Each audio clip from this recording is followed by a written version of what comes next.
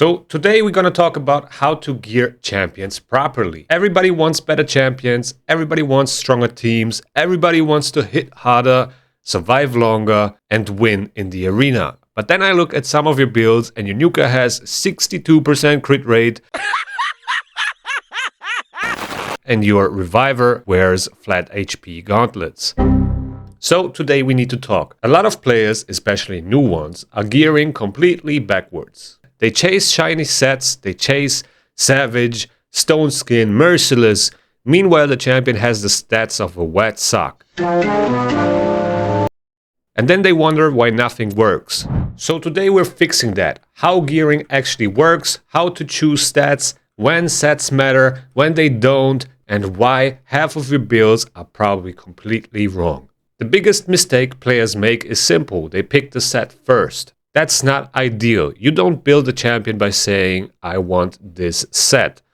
You build by asking, what stats does this champion need to do their job? That's it. Stats first, set second. Always. Because a random broken piece with triple speed rolls is often worth more than forcing a complete set full of garbage. A bad Savage build is still bad.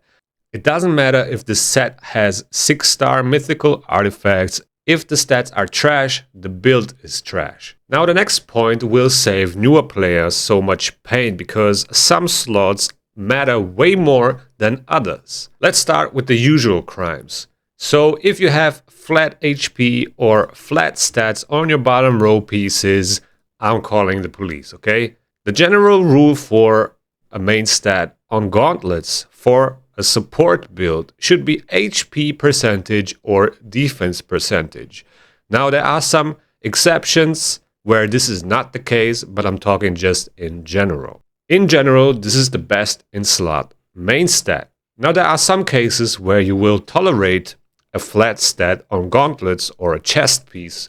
For example, if you have a piece that has the highest speed on your account, okay, on a speed set, for example. I do have a piece like this right here, which is very old. I used it for a very long time because it was the best gauntlet with the most amount of speed on my account. And for newer players, something like this is very, very useful still. Because some champions just need to go first, right? Like your speed boosters, for example. Now for endgame players, this rule applies as well.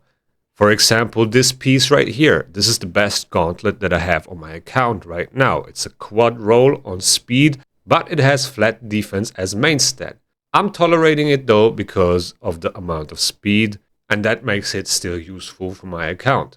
But back to the topic, in general, you should focus on HP percentage or defense percentage main stats for supports on your gauntlets, especially on revivers. Now, for the chest plate, you have different kinds of options.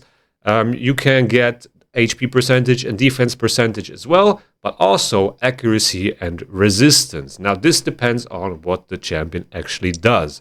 Does he need accuracy? Does he need resistance? These are questions that you need to ask yourself when you're trying to complete certain content. If it's PvE, you should check out the stages tool from HH Gaming. It is very helpful. It shows you all the stats that you need to complete content in PvE. Quick side note before we continue, we got a small giveaway for this one. So Raid Shadow Legends gave us some goodies to hand out. So we're doing 5 winners and each winner gets 1 legendary skill tome, 1 free stop assault, 1 epic speed glyph, 400 energy, and 4 sets of 50 multi-battle attempts. How can you participate?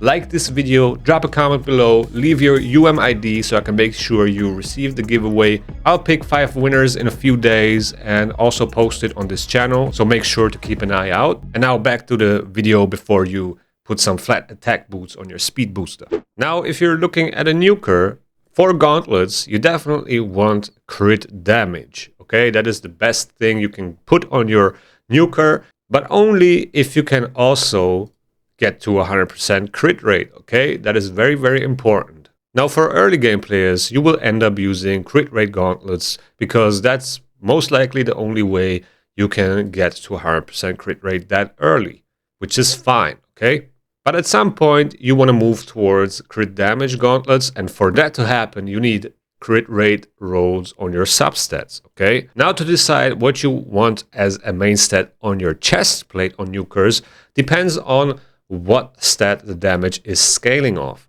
You can look it up here on the skills. The damage is based on defense, so ideally you want a defense percentage chest plate. You can also see it on the champion description here under the rarity.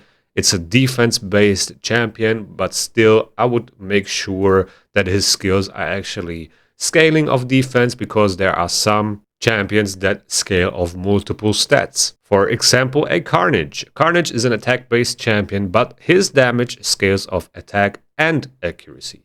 Now let's talk about boots, and this is where accounts go to die. Listen carefully. It doesn't matter if early, mid, late, end game, you want speed boots on almost everyone, almost always, because if your team is too slow, you lose. Raid is basically a turn order simulation with extra RNG on top. Now, like always, there are a few exceptions. For example, we have Hegemon, which always takes the first turn, right? He goes first each round. That means he doesn't really require speed. Then we have someone like Calvalax, which also places poisons as soon as the round starts, so he doesn't need speed as well. And there are a few more exceptions, but in general, unless you're trying to speed tune your team for specific content, I would say that speed is king. Now let's talk about substats, because this is where gear actually becomes good. Main stats get you in the door, substats make your account.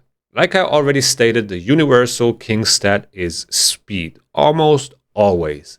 I don't care what champion, speed is broken. A fast, a bad champion often performs better than a slow, strong champion, because taking turns is always what gets you the win. Now for nukers, you definitely want crit rate. After you hit 100% crit rate, you want crit damage. You want to be fast enough to be able to take a turn to deal damage, and then you want percentage substats of the main stat.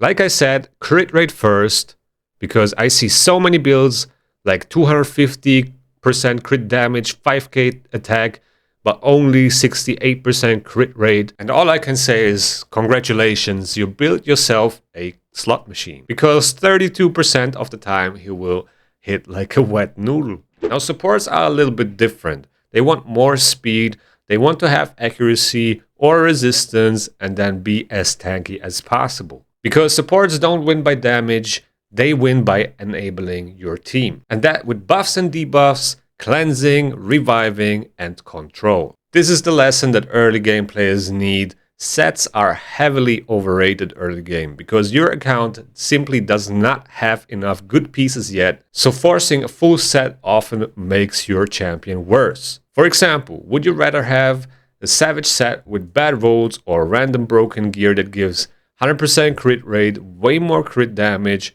proper speed so your nuker actually takes a turn, and enough damage? The answer is obvious. Stats win. This is a numbers game, and stats win every time. A broken build with amazing stats beats a perfect set with terrible stats.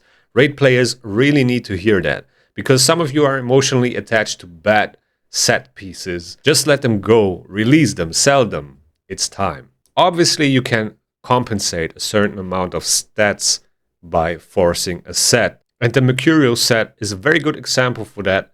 On almost all of my Mercurial builds, I'm sacrificing stats to get a set going, but it still works, okay? If you just lose like 15 to 20 speed on your champion by adding a 9-piece Mercurial set, it is still worth it, and I would probably still do it. But if your nuker doesn't even hit 100% crit rate by forcing a specific damage set, then that's a no-no. Now for late game, it's a different story. Sets become huge, because now you have both good stats and set bonuses. That's when sets shine. Savage, Merciless, Mercurial, Stone Skin, Protection, Lethal, Deflection. These become incredible, but only because the stats are already strong. You can now match the stats in a set with the non-set builds. That's the key difference. Late game players force sets because they can. New players force sets because they watched a showcase of a content creator and got baited. Now this is my process for gearing champions. It's basically very simple. You want to ask yourself, what is the champion's job?